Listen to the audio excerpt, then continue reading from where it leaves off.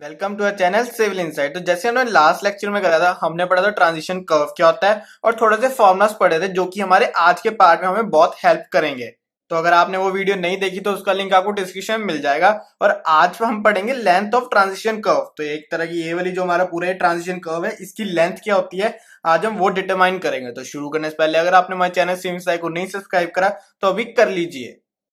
तो देखो length of transition curve पहले देख लो सही क्या मतलब क्या हुआ इसका। तो देखो the length of the transition curve should be such that the required super elevation और cantt is provided at a suitable rate. तो कहते हैं कि लेंथ ऑफ ट्रांजिशन कर्व कुछ इस तरह होनी चाहिए, जैसे कि मतलब कि इसकी लेंथ, जैसे ये स्ट्रेट रोड है और यहाँ पे हमारा सर्कुलर कर्व आ गया, ठीक है। तो वो कहते हैं कि कुछ इस तरह ट्रांजिशन कर्व हमारा कुछ इस तरह की लेंथ होनी चाहिए ट्रांजिशन कर्व की, जो कि हमारे सुपर एलिवेशन या फिर कैंट को मतलब कि आराम से प्रोवाइड करे, मतलब provided at a suitable rate.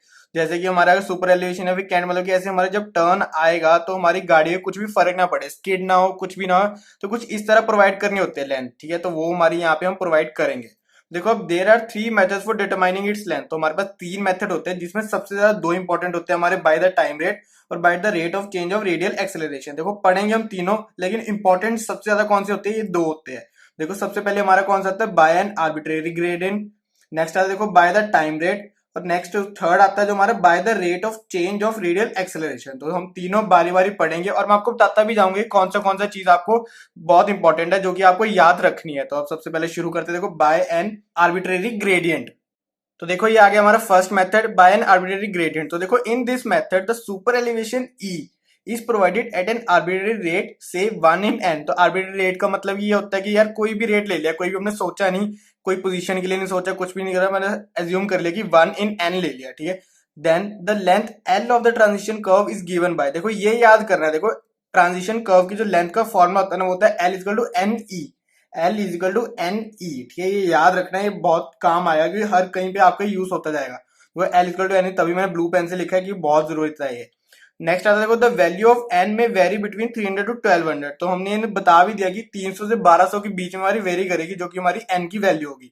Let the rate of कैंटिंग B 1 centimetre in an metres, ठीक है। मतलब 1 सेंटीमीटर में कितने एन मीटर की हमारी कैंटिंग चाहिए, तो हमने लेट कर दिया, ठीक है। We know equal to 1.18 V square by R centimetre. अब जिसने मेरा फर्स्ट लेक्चर नहीं देखा उसको तो पता नहीं जो होगा कि कहाँ से ये फॉर्मूला आया, लेकिन फिर भी मैं आपको एक बार दिखाया था क्योंकि अभी ये शुरुआत ही है। तो आप देख सकते हैं हमने फर्स्ट लेक्चर में यहाँ पे पढ़ा हुआ है, देखो इक्विलिब्रियम कैंट और cant efficiency equal to 1.18 V square by R. ठीक है, बस यहीं से तभी मैंने करवाया था, यहीं से मैंने फॉर्मूला उठाया, तभी मैंने करवाया था पार्ट वन में। छोटा पार्ट था, शायद 5 से 6 मिनट का होगा, इसलिए मैंने करवाया था ताकि आपके फॉर्मूला सारे याद आ जाए कि क्या क्या हमने फॉर्मूला पहले पढ़ रखे हैं। तो यहाँ हमने ये वाला फॉर्मूला आ गया, देखो substituting these values in equation one.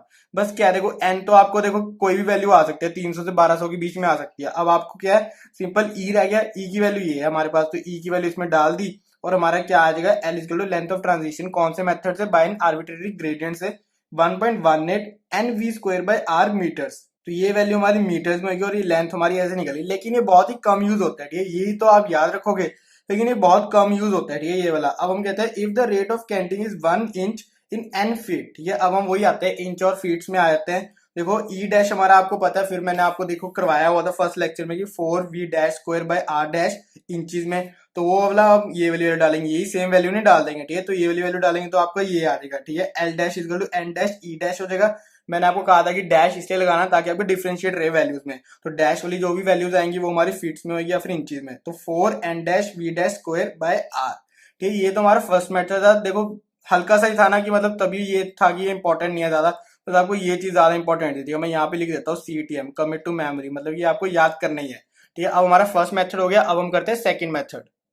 तो देखो अब आता है हमारा second method by the time rate. देखो आपके मन में एक डाउट होगा कि सर आप ये डायग्राम तो दिखाते हो लेकिन कहीं यूज तो करवा नहीं रहे थे, क्योंकि इसका भी कहीं यूज है ही नहीं। लेंथ तो आप नॉर्मल निकाल सकते हो, लेंथ के लिए आपको बाकी चीजें देखने की कोई जरूरत नहीं है, कोई टेंजेंट देखने की जरूरत नहीं है, कोई बाकी चीजें देखने की जरूरत नहीं है, ठीक है। ये हमारा जो डायग्राम है ना वो हमारा नेक्स्ट लेक्चर में यूज होगा, जो कि हमारा होगा द आइडियल ट्रांजिशन कर्व, ठीक है। तो उसके लिए आपको लिंक डिस्क्रिप्शन में मिल जाएगा, मैं डेली अपलोड कर रहा हूँ एक एक वीडियो।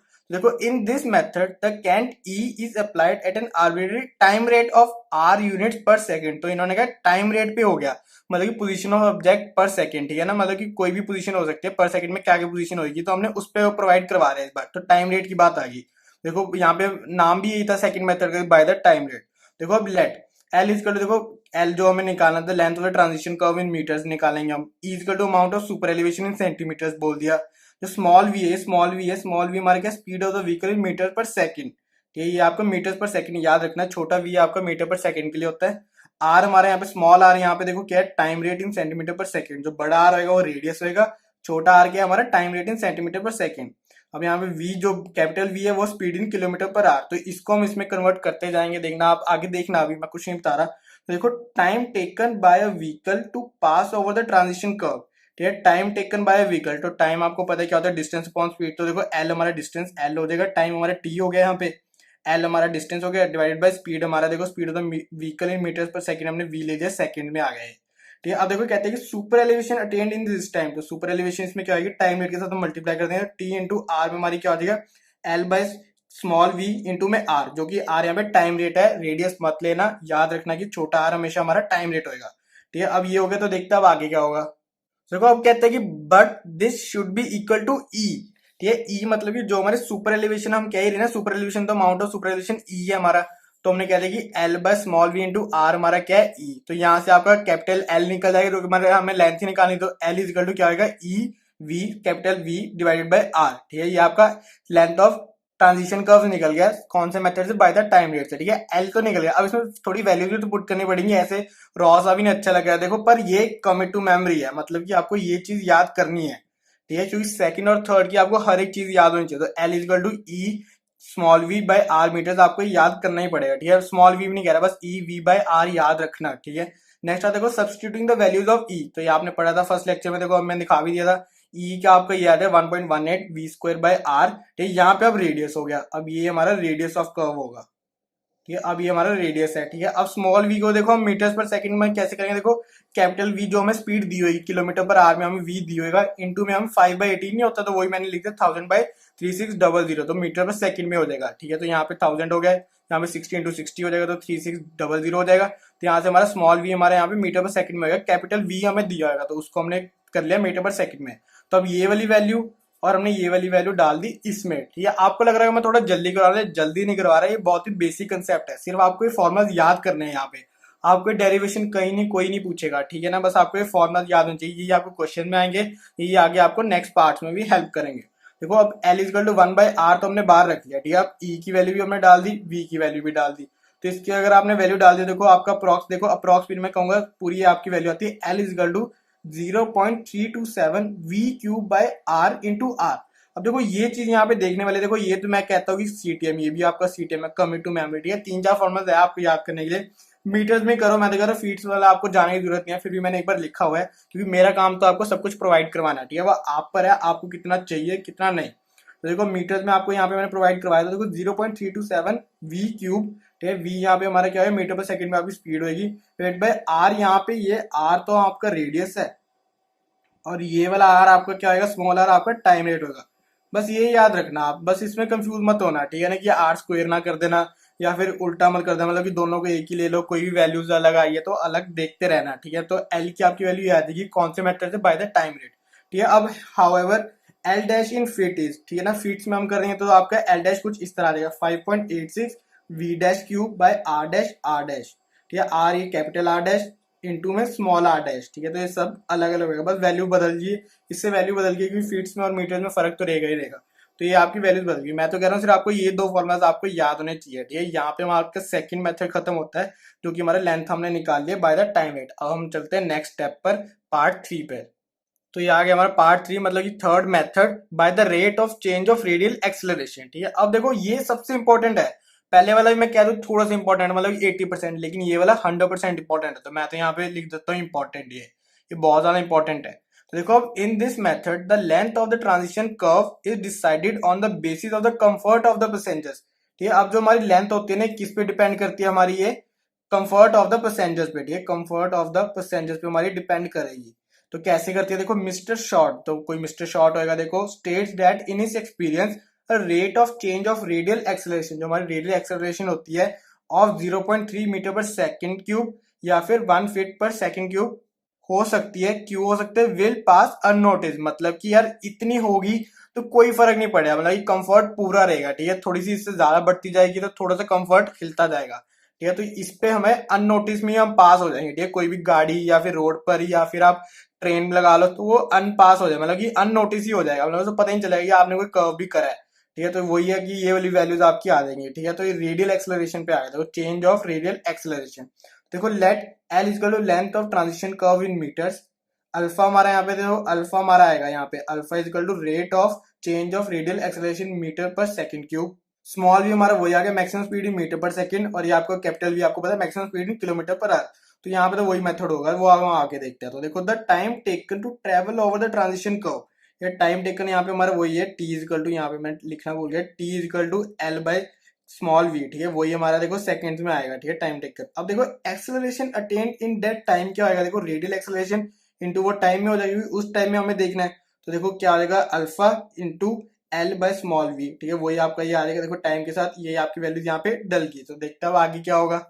देखो अब कहते हैं कि bye radial acceleration of the circular curve, तो रेडियल एक्सेलरेशन की वजह से भी जो हमारी एक्सेलरेशन आई वो क्या आएगी, V square by R, small V square by R metre per second square, ठीक है। तो ये आपकी वैल्यू आ रही है बाय रेडियल एक्सेलरेशन की वजह से भी आ गई, और नॉर्मल एक्सेलरेशन की वजह से भी हमने पहले से निकाल के रखी है वैल्यू। तो इसको अब आपको पता है एक्सेलरेशन तो दोनों सेम होंगी, तो हमने इक्वल रख दिया। देखो alpha L by V is equal to V square by R, ठीक है, और L is equal to V cube by alpha R. तो ये बहुत ही ज्यादा इंपॉर्टेंट है, मैं तो कह रहा हूँ CTM, मतलब ये 100% आपको ये याद होना चाहिए क्या होता है V cube by alpha R, ठीक है। आर यहाँ पे रेडियस है, कोई भी टाइम रेट नहीं है, याद रखना यहाँ पे ये रेडियस है, ठीक है। ये बहुत इंपॉर्टेंट है, ये आपको मैं दिखाऊंगा अगले पार्ट में आपका आएगा ये, और आपके क्वेश्चन में बहुत काम आएगा, ठीक है, क्योंकि एक्सेलरेशन के साथ ही हमारे सारे क्वेश्चन घूमेंगे। तो L equal to V cube by alpha R, ठीक है। अब सेम वही है कि अल्फा की वैल्यू डाल दी, ठीक है, यहाँ पे सॉरी अल्फा की यहाँ पे वैल्यू डल जाएगी, ठीक है। वी की वही सेम डल जाएगी, ठीक है, 5/10 हमने करके मीटर पर सेकंड में कर देना, तो यहाँ पे वी की वैल्यू भी डल जाएगी।